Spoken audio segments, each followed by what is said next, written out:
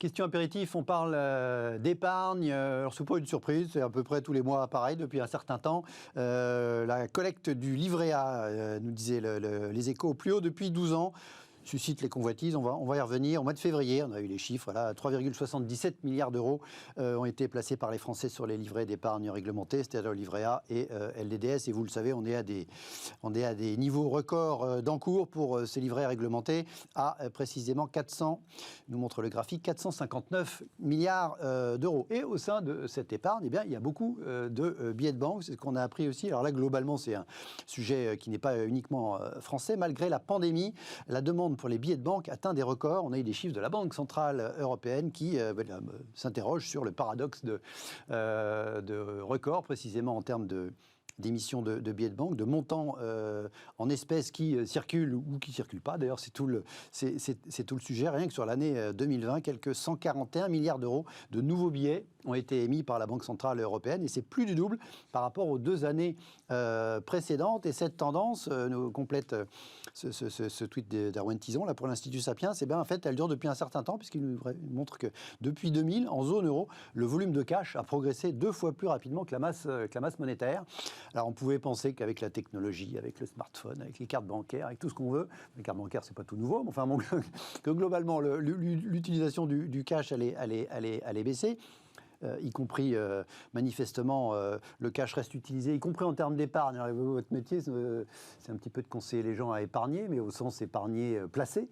Vous faites pas votre boulot. Qu'est-ce qui fait que les Français, et puis les Européens en général, puisque là c'était des stats européennes, gardent non seulement du billet, mais de plus en plus pour, alors c'est une image, mais pour le garder sous le matelas. Oui, alors l'inflation de M1, c'est-à-dire des espèces en circulation, et les pièces et les billets, par rapport à M2 et M3. M2, on rajoute les livrets et les comptes courants. Et puis M3, on va rajouter les OPCVM de trésorerie et puis tous les papiers de taux à moins de 2 ans. Et donc, ces 3 agrégats de la masse monétaire progressent. Et évidemment, M1, espèces et billets en circulation, progressent beaucoup plus vite, 2 fois plus vite depuis l'introduction de l'euro. Ce qui est tout à fait contre-intuitif par rapport à ce qu'on imaginerait. Exactement. Alors, si on peut se focaliser, je vais répondre à votre provocation, évidemment. On peut se focaliser sur qu'est-ce qui va en billets sous les matelas des gens.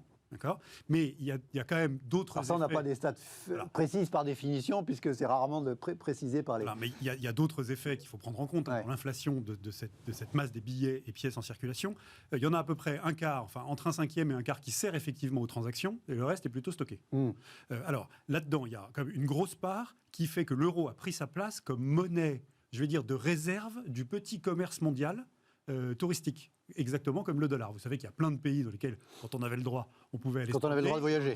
On paye très facilement en dollars, historiquement. Et en fait, depuis 20 ans, très logiquement, l'euro a pris aussi sa place. Et donc, il y a énormément de cette masse, on ne sait pas exactement combien, 30-50%, qui sont en fait stockés à l'étranger et qui servent en dehors de l'Union. Exactement. En dehors de la zone euro. Il y a une deuxième partie qui est détenue par des agents qui sont plutôt des institutions financières et des entreprises. En fait, ce qui se passe aujourd'hui, c'est quand vous êtes une institution financière, si vous détenez du cash dans votre bilan, vous êtes en fait, vous payez pour le détenir, puisque les taux d'intérêt sont négatifs, vous êtes obligé de vous refinancer à taux négatif auprès de la Banque centrale. Et donc, il y a eu une légère inflation, ça explique une partie de ce chiffre, de détention d'espèces par un certain nombre d'acteurs, entreprises et institutions financières. Et puis, il y a une autre part, évidemment, qui est celle que les ménages thésaurisent. Et en fait, ça, c'est de la finance comportementale. Chaque fois qu'on est en situation de crise, et vous pouvez remonter l'histoire de l'humanité, qu'il y a des incertitudes, eh bien, les gens ont tendance à accumuler des espèces, et ils vont les accumuler dans leur coffre-fort, sous leur matelas, pour faire face en cas de coup dur. Et alors, c'est à la fois la crainte de se retrouver obligé de se déplacer et de vouloir avoir de quoi emporter pour se nourrir, se déplacer, faire face à ses dépenses courantes si on doit se déplacer. C'est aussi la crainte qu'il y ait un blocage du système financier, des distributeurs automatiques. On se souvient de l'affaire Chypriote, qui avait créé une panique aux Grecs, qui avait créé des paniques incroyables. Et donc, il y avait eu, vous savez, l'imitation des retraits d'espèces.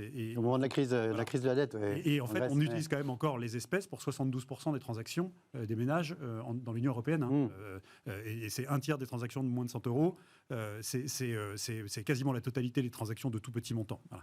Et donc, cet effet thésaurisation, il est vrai pour les espèces et il est vrai pour le livret A avec l'inflation des comptes courants et des livrets A. Alors après, est-ce que les conseillers financiers font leur boulot? La réponse, ils font tout ce qu'ils peuvent, évidemment, puisque, en fait, au-delà, on va dire, du matelas de sécurité qu'un ménage que vous conseillez, doit avoir accumulé à vue sur ses comptes courants pour faire face à une dépense imprévue, et puis un peu de billets sous son matelas si ça le rassure. Le besoin de bien dormir est aussi important que le reste, même si c'est peut-être moins en sécurité qu'à la banque.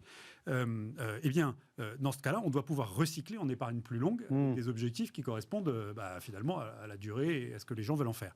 Et là, on se heurte toujours à l'appréhension, la mauvaise appréhension, notamment des ménages français, du niveau de risque par rapport à l'horizon de temps. On a du mal à leur faire comprendre, c'est notre travail de pédagogie tous les jours, que le temps réduit le risque et que donc, au-delà du matelas de sécurité, placé à l'échéance de vos projets, vous permet d'espérer un rendement supérieur, surtout dans une configuration aujourd'hui, avec les taux d'intérêt négatifs durablement, probablement, on se retrouve avec un impact à la fois sur le rendement des produits sans risque et évidemment sur les fonds en euros des assureurs, qui était le placement préféré des Français. Et vous touchez du doigt un effet de pédagogie financière. On a dopé depuis la fin de la Seconde Guerre mondiale les Français à l'idée qu'on pouvait avoir un rendement élevé sans risque, les livrets réglementés, le fonds euro, et ce paradigme a vécu, et ça va nous prendre encore des années de pédagogie pour qu'ils le comprennent. Bruno, est-ce qu'il y a un jugement à porter sur ce paradoxe d'une croissance du cash plus importante que la masse monétaire en général, en tout cas que les agrégats plus larges, d'un point de vue économique? Est-ce que c'est une bonne ou est-ce que c'est une mauvaise chose à date? Alors on ne connaît pas ce qu'on disait, la partie thésaurisation de ce volume. On n'est pas capable, on peut l'estimer, mais enfin on n'est pas capable de la déterminer précisément. C'est quelque chose de nuisible où on le constate et voilà, on le commente, on l'explique, mais... Non, c'est-à-dire qu'effectivement, d'habitude, en temps de crise, on a des hausses de thésaurisation, mais elles peuvent s'expliquer, en fait. Elles sont assez rationnelles, c'est-à-dire que la grande majorité des crises, en fait, sont des crises financières, en tout cas qui sont systémiques, qui sont endogènes, et donc on peut effectivement, en fait, il arrive à un point où il est rationnel de douter de la viabilité du système financier, puisqu'on se dit, bon, certaines banques, et notamment c'était le cas en 2008-2009, ne sont pas très solides, donc peut-être ça peut... il y en a qui ont sauté à l'époque, voilà. Effectivement, c'est là où vous parlez de rationalité. Voilà, en fait, et on peut se dire, donc il peut y avoir un effet de contagion, et puis il y a un moment où effectivement il est rationnel de retirer son argent de la banque. Et bon, cette fois, en revanche, c'est très différent. Et c'est pour ça que c'est assez surprenant. D'ailleurs, les auteurs de cette étude estiment que il y a aussi une partie qu'on a un peu de mal à expliquer.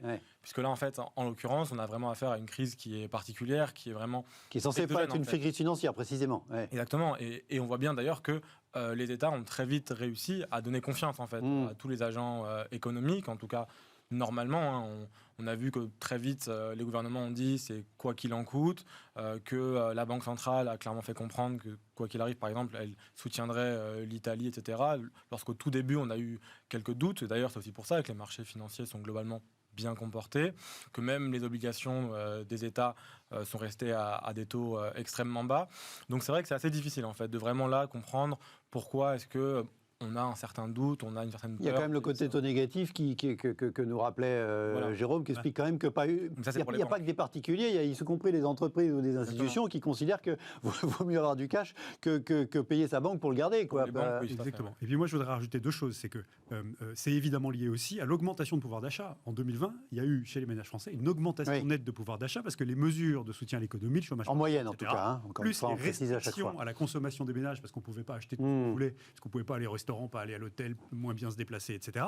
On explique une partie de ce gonflement. Et on voit bien que dès que ça rouvre, et on verra très bien ça le jour où notre stratégie vaccinale arrivera encore enfin à se déployer, il y a une grosse partie de cette thésaurisation qui va repartir direct dans la consommation et soutenir le rebond, j'en suis persuadé.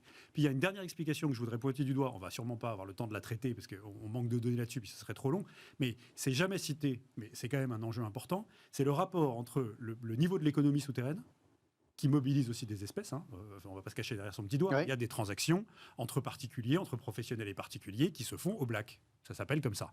Et ça nécessite une mobilisation d'espèces. Et en fait, il y a une corrélation directe dans l'histoire de l'humanité entre la pression fiscale et sociale, ce qu'on prend sur l'activité productive des échanges, et le développement de cette économie souterraine ou de ces transactions qui ne sont pas déclarées, qui se passent en espèces. Il y a un fantasme des gouvernants de supprimer les espèces pour être sûr de pouvoir tout tracer, pister et donc tout taxer. Je crois que ce serait vraiment créateur de révolte. Je pense que la bonne façon pour essayer de diminuer ça, et ça a sûrement un impact sur la masse monétaire M1 en circulation, ces billets, c'est évidemment de toujours penser à soutenir l'activité avec une pression fiscale modérée pour que les gens aient intérêt à faire leur activité et leurs transactions dans un cadre légal, plutôt que de le faire sous le manteau. Vous pensez que le développement de l'économie souterraine explique aussi C'est assez difficile à dire, puisque là... On espère qu'il n'y a pas 141 milliards d'euros de trafic de drogue nouveau en 2020 qui explique la totalité de cet accroissement des billets. Mais... Globalement, en l'occurrence, on va vers une réduction de l'économie souterraine, en tout cas même avec le niveau de développement. C'est-à-dire qu'on voit bien que dans les économies en développement, on est à 30-40% d'emplois informels, mais aussi d'économies souterraines, même si, comme toujours, il est difficile de l'estimer. Mais bon... On estime que dans les pays développés, c'est quand même des niveaux bien moindres, malgré d'ailleurs parfois... Ça reste des estimations par définition, hein, rappelons-le. Exactement.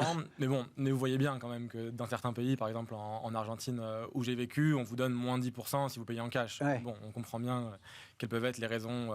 On ne vous le propose pas spontanément dans toutes les boutiques en France. Voilà. Donc mécaniquement, on imagine qu'il y en a moins. Ouais. Exactement.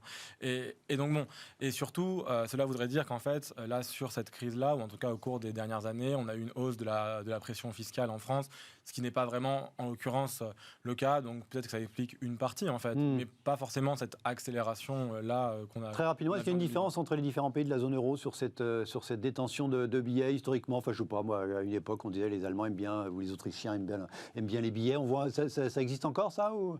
Non, sur ça, je vous avoue que j'ai pas forcément les idées très claires.